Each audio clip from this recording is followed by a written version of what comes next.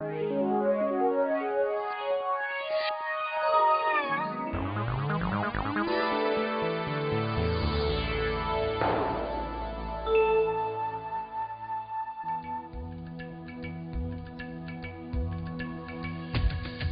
aula passada, o professor Zeno nos mostrou como foi a evolução do capitalismo. A evolução do capitalismo, ou seja, o capitalismo de trocas, onde o mais importante era o centro e a periferia, ainda o capitalismo financeiro, onde os bancos é que mandam, que dão as ordens, e o capitalismo atual, a globalização, onde o que interessa é a mercadoria. Nos falou também sobre a relação entre os blocos regionais e os blocos econômicos. Geopolítica do mundo atual, ou seja, o mundo dividido em dois tipos de blocos, os blocos regionais e os blocos econômicos, tais como Mercosul, NAFTA, União Europeia, Pacto Andino e CARICOM, entre outros. Uma boa aula.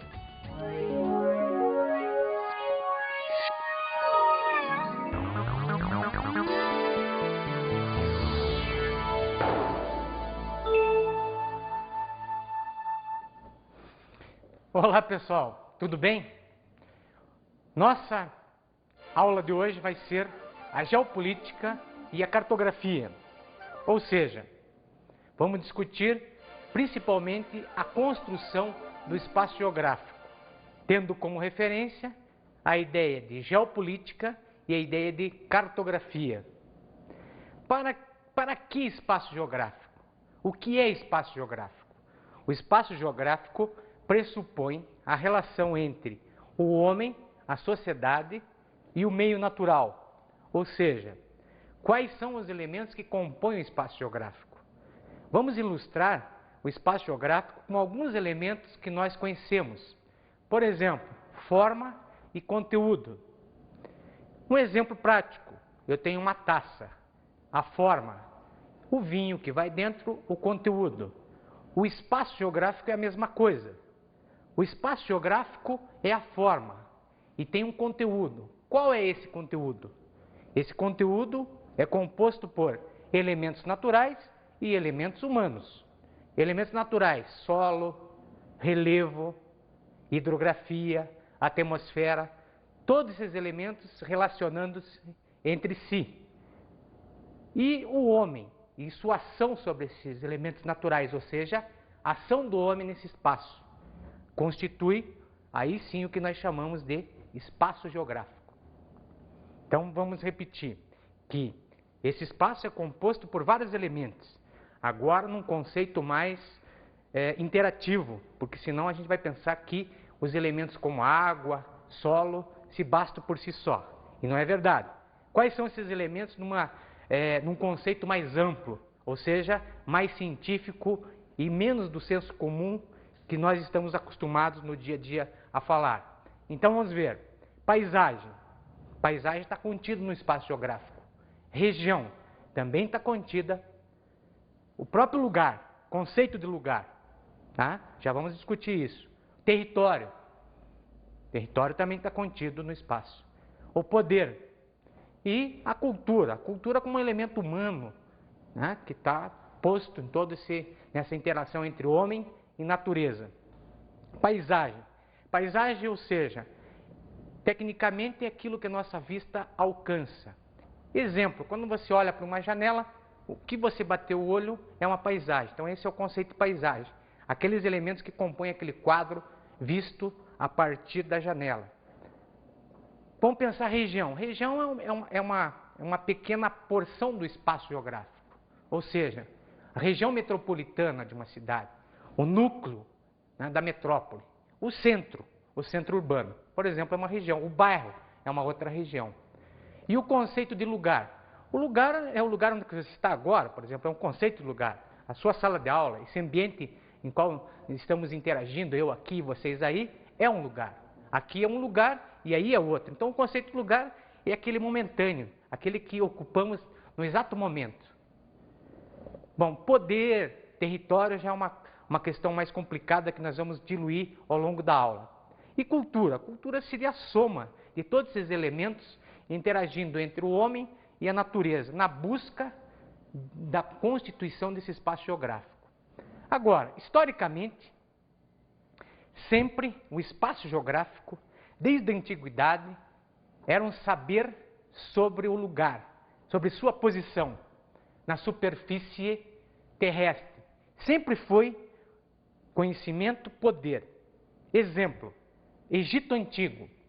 Como o poder estava diluído no Egito Antigo?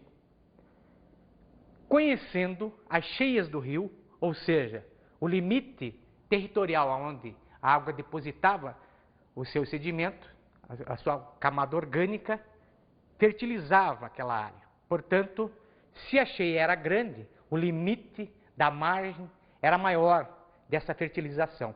Portanto, a ocupação do espaço para a agricultura era maior. Os sacerdotes, ou seja, os auxiliares do faraó, detentores desse poder, delimitava o tributo que o seu cidadão, ou seja, os seus servos, tinham que pagar para o faraó. Então ele era baseado no quê? No limite da fertilidade do solo. Numa grande cheia, era estipulado, por exemplo, X, 20%, numa cheia grande, numa margem maior. Numa outra cheia, num momento de um fluxo menor de água, ele delimitou e viu que a área era menor, ele estipulava 10%. E aí o povo achava que o faraó tinha a ver com Deus. Por quê? Porque ele delimitava um tributo cujo servo podia pagar.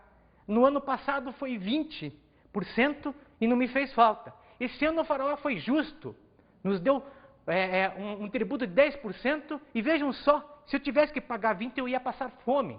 Como esse faraó prevê o futuro? Então lembrem, no momento histórico, na antiguidade, já se conhecia alguns elementos da natureza e era utilizado como poder. Mas vamos pegar um exemplo mais recente, um supermercado. Vocês, quase todos nós, todo dia vamos a um mercado, um grande mercado, um pequeno mercado. Ele está organizado segundo alguns interesses. Como, por exemplo, tem certas coisas que quase todo dia precisamos, como, por exemplo, pão, carne, verduras, ou algum outro gênero de primeira necessidade, arroz, feijão. Prestem atenção no supermercado, onde é que está colocado, onde eles colocaram esses gêneros, ou a padaria, ou açougue, sempre no fundo do mercado. Se o dono do mercado quisesse agilidade, quisesse facilitar a vida dos clientes, como são produtos que giram mais rápido, se consome mais, eles deveriam ser alocados na primeira parte. Por quê? Assim você entraria, compraria e já sairia. Mas não. Esses produtos são deslocados para o fundo do mercado com a intenção nítida de que você circule pelo mercado e seja atraído a comprar outros produtos. Então, um simples mercado, um simples comércio já tem a intenção dessa organização, já trabalha com o conceito de espaço geográfico. Vejam só, esse conceito, ele é baseado em elementos naturais e principalmente humanos. Por quê? O espaço físico não pensa. Quem pensa é o homem, é a sociedade. É ela que organiza o espaço. Portanto, nem sempre a forma com que esse espaço é organizado é para toda a coletividade. Muitas das vezes, ele é feito por uma minoria, ou seja, por uma elite, às vezes burocrática, política ou financeira. Ou seja, a produção desse espaço nem sempre é colocada para toda a sociedade. Muitas vezes é para privilegiar alguns elementos dessa sociedade. Geopolítica. Qual é o conceito de geopolítica? Geo, terra. Política, a gestão do Estado sobre o território. Portanto, esse geo passa a ser território. O conceito de geopolítica seria o quê? Seria a gestão administrativa política do território. Geopolítica. Bom, por que discutir geopolítica? Vamos ver. A geopolítica cuida das relações políticas do Estado sobre o espaço. Ou seja, tem a ver com a manutenção do território, portanto tem a ver com as Forças Armadas e tem a ver também com a possibilidade de ampliação desse território. Em alguns casos pode até levar à guerra. Vamos agora analisar uma enquete que fizemos com esse conceito geopolítica ou esse conceito de geopolítica incluído nesses textos. Vejam lá. A geografia serve para fazer a guerra. Sim. Por quê, seu Sancho? Porque é um estudo que se pode ver o inimigo em qualquer forma. A geografia tem que ser conhecida por o mundo inteiro, os países que vai guerrear, os países que estão a tu lado e os países que estão contra você. O senhor acha que a geografia serve para fazer a guerra? Não. A geografia serve para que você faça um planejamento geográfico e divisões de países, não para a guerra. Guerra não, paz sim. Você acha que a geografia serve para fazer a guerra? Serve. Por quê? Porque através dos mapas você pesquisa, conhece a geografia, os rios, os lugares, as posições que pode ser estratégia para um inimigo. Você acha que a geografia serve para fazer a guerra? Não. Por quê? Porque é mais um estudo que facilita mais a aprendizagem de como funciona a Terra, como deve ser, mais estilo assim de educação de escola. Vocês viram várias pessoas respondendo uma pergunta simples. Ou seja, a geografia serve para fazer a guerra? Não quer dizer que a geografia só sirva para fazer a guerra. Foi perguntado se ela também serve para fazer a guerra. Algumas pessoas responderam que não. Ou seja, que a geografia trata de rios, montanhas, países, etc. Outras, porém, falaram que não. Realmente, a geografia também tem essa possibilidade, fazer a guerra. Ou seja, através de alguns instrumentos, como os mapas, por exemplo, é possível ter uma visão privilegiada do espaço do inimigo, ou seja, daquele oponente que em certos momentos uma nação, um país pode estar em guerra. Então, a geografia, através de seus mapas, ou seja, através da descrição, da observação em campo desses espaços, privilegia uma movimentação de peças num campo de batalha.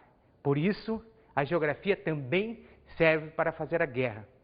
Você pode tirar suas conclusões baseado na pergunta e nas respostas dessas pessoas que apresentaram a sua ideia sobre esse conceito. Agora vamos para um outro conceito. Que conceito? O conceito de Estado e de nação, ou seja, o Estado-nação. O Estado pressupõe alguns elementos. Quais são os elementos que constituem o Estado? Por exemplo, o governo, a administração, é um dos elementos. Um outro elemento é o território, ou seja, o espaço onde essa administração vai exercer seu poder. Um outro elemento é regras, é a Constituição, ou seja, o conjunto de leis que esse espaço territorial detém, ou seja, que ele elegeu ou construiu ao longo de sua história. E talvez quarto, último conceito seria o conceito de territorialidade, conceito de fronteiras, e aonde esse Estado exerce sua soberania, ou seja, essas leis que ao longo dos tempos foram constituídas e que dá origem à Constituição, só é válida nesse território. Portanto, a soberania desse Estado se limita-se ao território delimitado.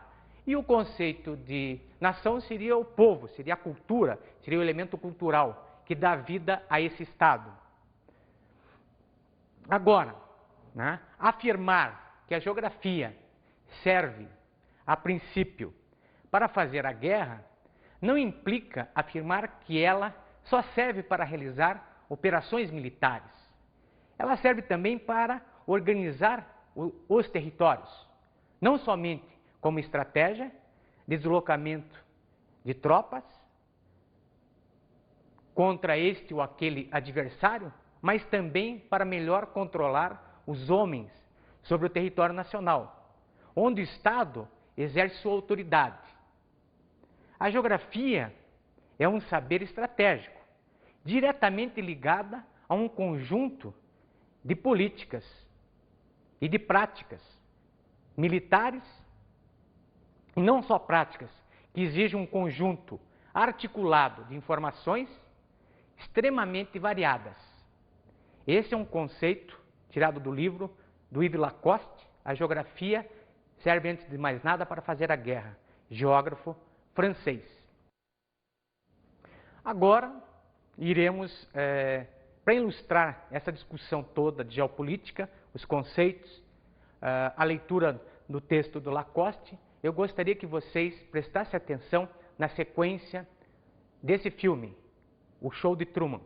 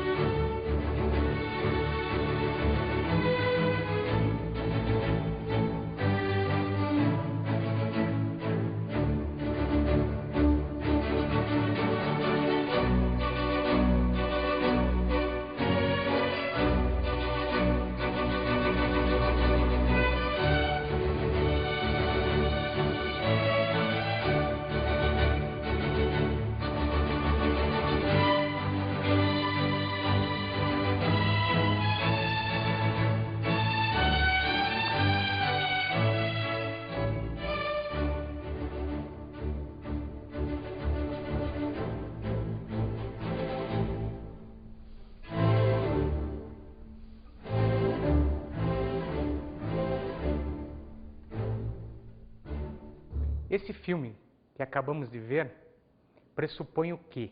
Ele trabalha com detalhes entre o privado e o público, ou seja, alguém que foi criado numa redoma, num mundo perfeito, isolado do externo.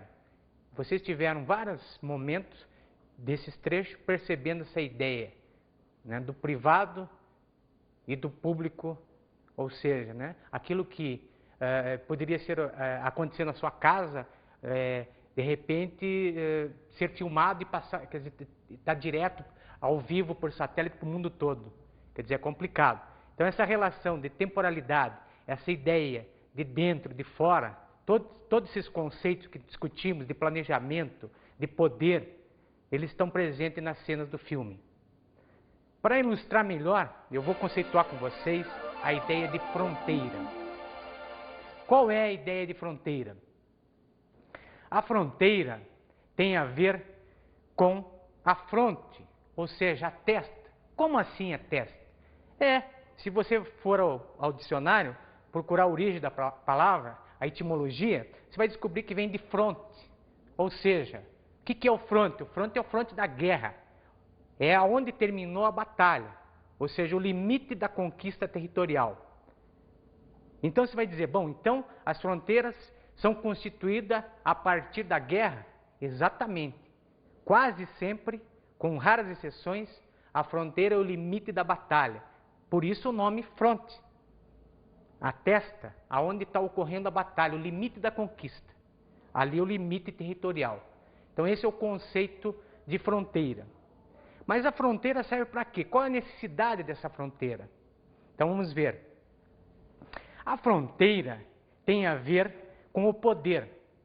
Ou seja, a fronteira tem uma especial importância nos estudos geopolíticos. Por quê? Já que servem para separar os estados. E a geopolítica trabalha com o quê? Geo, território, política, gestão. A gestão política do território.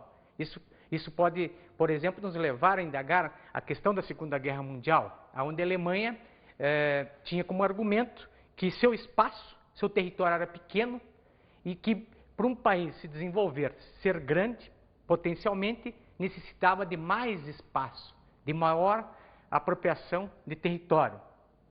Para isso se desenvolve a guerra, conquista de novos espaços. E aí entra numa batalha, o chamado espaço vital, para além de suas fronteiras.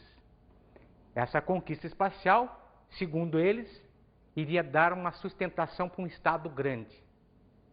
E aí fechamos a ideia de fronteira nesse sentido, no sentido mesmo da conquista, do poder, da busca pela guerra, no sentido de ampliar os seus domínios.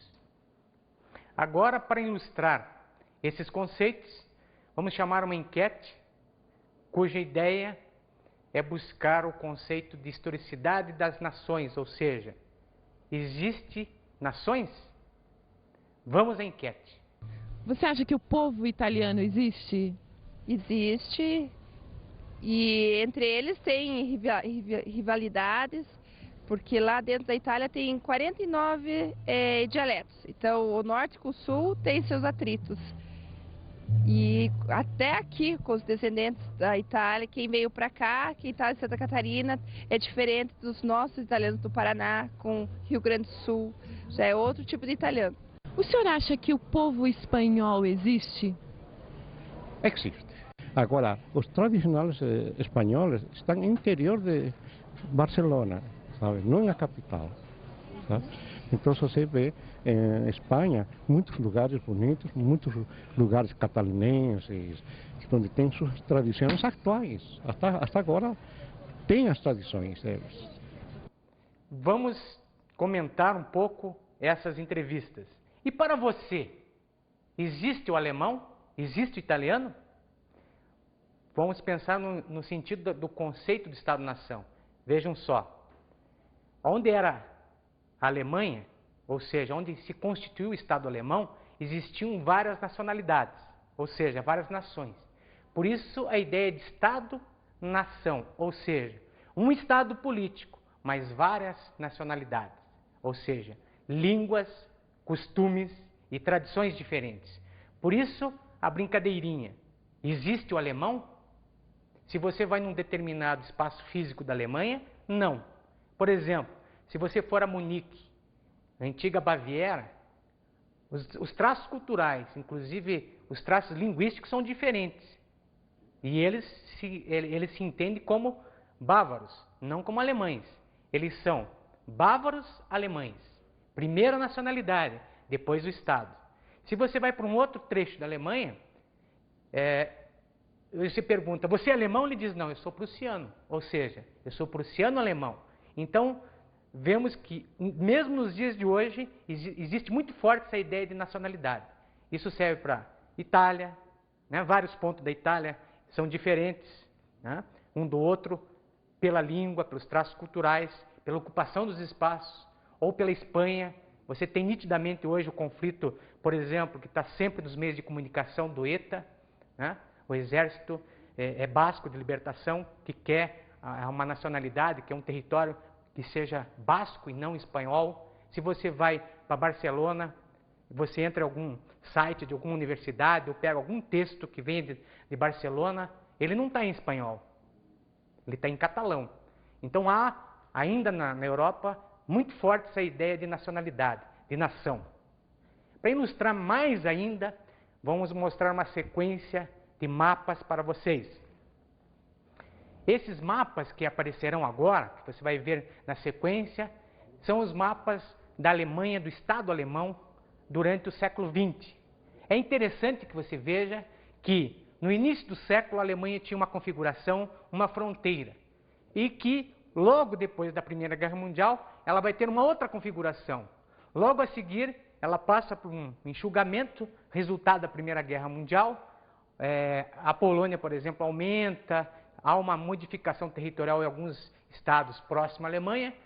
Vem o momento da guerra, da Segunda Grande Guerra. Quando acaba a Segunda Guerra Mundial, a Alemanha é outra. É um outro território, alterou as fronteiras, diminuiu, ampliou e, pasme, é dividido ao meio. Após a Segunda Guerra Mundial, nós temos duas Alemanhas. A Alemanha Ocidental e a Alemanha Oriental. Ou seja, uma orientada pelo sistema capitalista e outra orientada pelo sistema socialista. Logo, um pouco para frente, passamos o período da Guerra Fria, pós-guerra, né? Chega em 1989, a um momento histórico. Nós tínhamos feito a linha do tempo, lá atrás, numa aula inicial. E aí, cai o muro, que separava as duas Alemanhas, mas isso era um mito só para o europeu, porque a Alemanha não estava separada por um muro. O que estava era a sua antiga capital, Berlim estava separada por um muro. O resto da Alemanha havia uma fronteira seca, né, ou com soldados, ou com arame, etc. mas o que representava essa divisão de mundo era esse muro construído em Berlim. De um lado ocidentais, do outro lado orientais. Mas um povo só, o povo alemão. E esse muro cai e há uma unificação. Hoje, nos dias atuais, nós temos uma Alemanha só. Então, eu acho que o Estado alemão, essa evolução desses mapas históricos, te dá uma noção da historicidade das fronteiras, da geografia e da geopolítica pela Alemanha no século XX. Vamos concluindo por aí e vamos chamar agora o intervalo.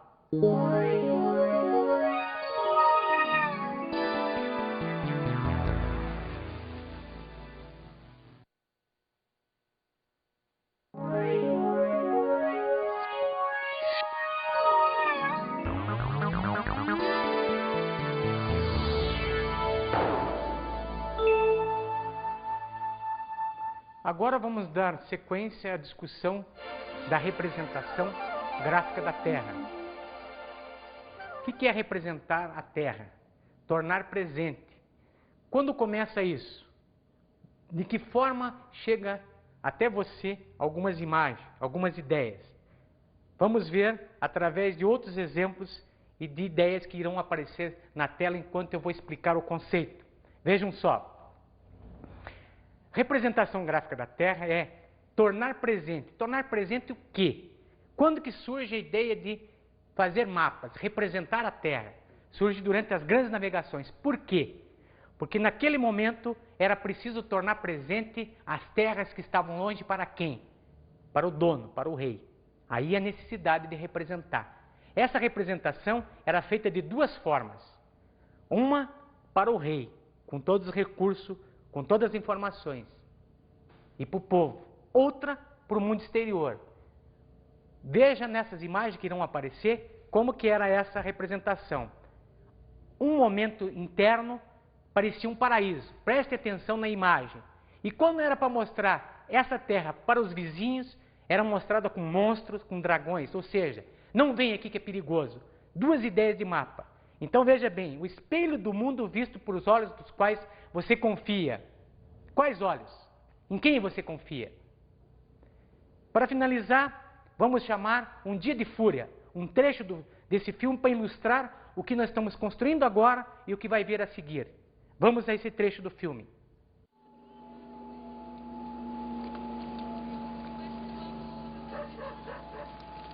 What you doing, mister? Nothing. Yes, you are. You're trespassing on private property. I didn't see any signs. What you call that? Graffiti?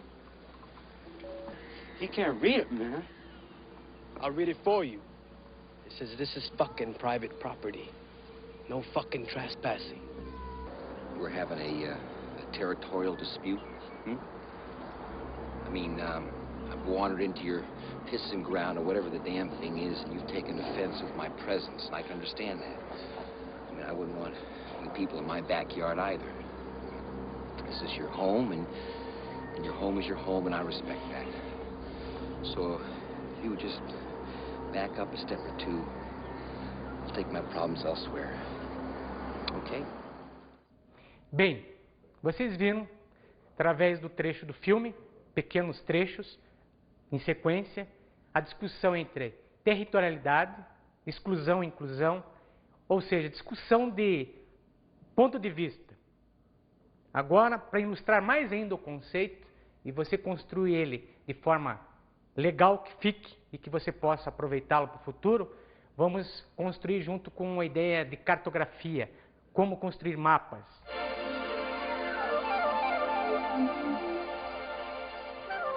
Lembrem que os mapas surgiram nas grandes navegações. Com qual objetivo? Projetar o mundo, ou seja, mostrar o mundo. Mas qual o mundo?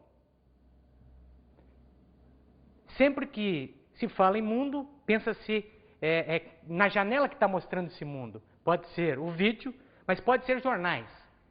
Agora vai aparecer para você algumas capas de jornais. Algumas capas de jornais com a primeira manchete, a manchete de capa. Vejam só. Cada jornal busca uma informação. Será que a manchete, será que as informações que estão na capa correspondem à realidade? Qual o objetivo de se pensar alguma ideia para colocar na primeira capa? Como se constrói o conhecimento? Como chega a informação até você? Então essa é a ideia de construção da cartografia, quer dizer, sempre ela busca um objetivo, ela tem um objetivo a mostrar. Então ela está projetando alguma ideia. Ficamos com essa ideia, então, da cartografia no sentido de busca de uma informação, trazer até você a informação. Agora, para concluir essa ideia técnica de cartografia, vamos explicar o SIG, Sistema de Informações Cartográficas. Ou seja, como que se constrói um mapa hoje? No passado, nós vimos, pegava-se informações e trazia e mostrava uma visão desse mundo, mostrava uma informação que a gente queria que os outros vissem. E hoje, como é feito esse mapa? Como que são construídos esse mapa em laboratório? Ou seja, de que forma são feitos os mapas hoje? Os mapas são feitos a partir do quê? De imagens de satélite, ou seja, os satélites circulam, captando as imagens, essas imagens são jogadas a um laboratório, a um ponto de referência, onde elas são reconfiguradas, trabalhadas, digitalizadas, tudo através do quê? De softs, ou seja, de programas que vão orientar ao cartógrafo na busca desse conhecimento, ou seja, do mapa que ele queira mostrar. Exemplo, mapas da fome, por exemplo. Quais são regiões do mundo que têm menos que 500 calorias por dia? Distribuição de renda. Tudo isso hoje é possível porque você tendo as informações digitalizadas, mais um banco de dados, você constrói essa imagem. Digamos que, tecnicamente, hoje é muito mais fácil fazer mapas. Agora, precisamos confiar nesses mapas, ou seja, que os dados sejam verdadeiros. Senão, da mesma forma de antes, vamos ter uma manipulação visual. Você pensa que está fazendo uma leitura, e a leitura é real porque está concreta ali, e a realidade é bem outra do qual você tem a informação visual. Vamos mostrar agora as várias projeções cartográficas. A primeira projeção, a projeção cilíndrica, aquela que você está acostumado no seu livro didático, no próprio material que você tem, que são os mapas mundi, ou seja, o mapa projetado a partir de um eixo. A cilíndrica de Mercator te dá uma visão de mundo, e a cilíndrica de Peters te dá uma outra visão. A visão de Mercator é distorcida, ela amplia os continentes que estão no hemisfério norte. Por outro lado, a projeção de Peters mantém mais ou menos, né, a área. Para manter a área, Peters perde o quê? Os ângulos e a forma. Se você comparar as duas projeções, parece que você está mais familiarizado, poderíamos dizer assim, com a 1. Parece que a 2 meio fusca, mas é assim mesmo. A projeção de Peters te dá a área. E a projeção de Mercator te dá o quê? Ângulos e forma. Um segundo tipo de projeção é a projeção cônica. O mundo a partir de um cone. Normalmente essa projeção é feita em meia esfera, como está aparecendo para você. Qual é a vantagem dessa projeção? Você poder colocar um país qualquer, por exemplo, pegar o Brasil e focar ele no meio. Então você tem uma projeção, digamos, equidistante desse país. As distâncias são mais ou menos equilibradas com esse tipo de projeção. E um último tipo de projeção é a projeção polar, ou azimutal, ou ainda a projeção plana, que mais ou menos representa um círculo, uma esfera, seria aí as 360 graus, que serve quase que exclusivamente para representar as regiões polares. Vejam, existem vários tipos de projeções. Gostaríamos que vocês pudessem distingui-las bem. A primeira, projeção cilíndrica. Qual o objetivo da cilíndrica? Mostrar o mundo como um todo. Só que uma privilegia o hemisfério norte, ou seja, Mercator te mostra muito mais o norte, amplia o norte, e o sul parece mais espremidinho, mais oprimido. Para resolver essa questão, criou-se a de Peters, que mais ou menos equilibra o norte com o sul. Só que ganhamos na área e perdemos na de Peters ângulos e forma. Fica um pouco estranha as formas dos continentes, mas tudo bem. O objetivo ali é você comparar áreas. Então você usa Peters. Se você quer trabalhar com a forma dos países, quer dizer, mais ou menos a distância, você utiliza a de Mercator, o chamado mapa mundi. O segundo modelo, projeção cônica, serve exclusivamente para representar um país, ou seja, a totalidade de um país. O formato dela dá uma proporcionalidade, ou seja, uma equidistância entre os pontos. Há um ponto de fuga e mais ou menos as distâncias ficam mais ou menos iguais, quer dizer, não desequilibra muito. Então, geralmente é utilizado para mostrar um país, quer dizer, então o foco é local, na unidade. E o último tipo de projeção, a dificuldade de se mostrar as regiões polares, nos mapas, né, mundi, criou-se uma específica para a gente poder ver o todo, ver toda a projeção, ou seja, todo o polo naquela projeção. Então, projeção polar quase que exclusivamente para representar o polo. Agora, vamos a um trecho que vai nos mostrar uma ideia interessante para fechar todo esse conceito da aula de hoje. Vamos a esse trecho. Para ilustrar a nossa aula de hoje, retiramos do filme O Grande Ditador, de Chaplin, um trecho dele chamado O Último Discurso. O último discurso. Sinto muito, mas não pretendo ser um imperador. Neste mundo há espaço para todos. O caminho da vida pode ser o da liberdade e da beleza, porém nos extraviamos. A cobiça envenenou a alma dos homens, levantou no mundo as muralhas do ódio. Criamos a época da velocidade, mas nos sentimos enclausurados dentro dela. A máquina que produz abundância tem nos deixado em penúria. Nossos conhecimentos fizeram-nos céticos. Os ditadores liberam-se, porém escravizam o povo.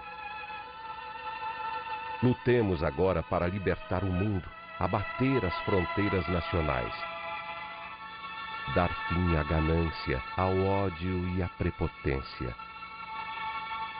Lutemos por um mundo de razão, um mundo em que a ciência e o progresso conduzam à aventura de todos nós. Charlie Chaplin, O Último Discurso.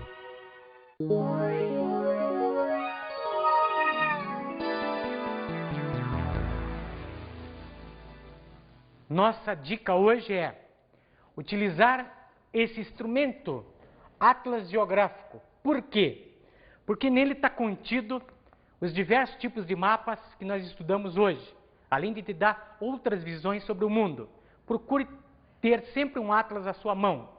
Outra ideia de hoje é leitura de jornais de abrangência nacional, ou seja, que circulam em todo o território nacional, como, por exemplo, a Folha de São Paulo, Jornal do Brasil, Correio Brasiliense, que tem uma linha editorial mais ampla, que traz assuntos diversificados e que muitas vezes a edição local do seu município, do seu estado, não traz. Na aula de hoje, vimos o conceito e a importância da definição de espaço geográfico. Em nossa aula de hoje, vimos o conceito de espaço geográfico. Quanto é importante esse conceito para a vida de vocês? Lembrem das imagens do tipo supermercado, etc. Aquela organização, tudo isso nos dá dica no nosso estudo. Procurem pensar nesses elementos. Avaliamos o uso da geopolítica e o conceito de fronteiras. O conceito de geopolítica, muito importante porque durante toda a nossa caminhada iremos precisar dele. Geo, território, política, gestão política do território. Cuide bem desse conceito. Conhecemos as origens da cartografia. Cartografia, ou seja, a arte de mostrar o que está longe. Precisamos muito do conceito e da leitura dos mapas. Procure sempre ter o Atlas junto com você. E vimos alguns tipos de projeções cartográficas. Projeções cartográficas são 3 tipos básicos. Projeção cilíndrica, 2 tipos, ou seja, Mercator, Peters. Projeção cônica e projeção polar. Nós vimos 3 tipos básicos de projeções. Agora, vamos ficando por aqui. Até a próxima aula.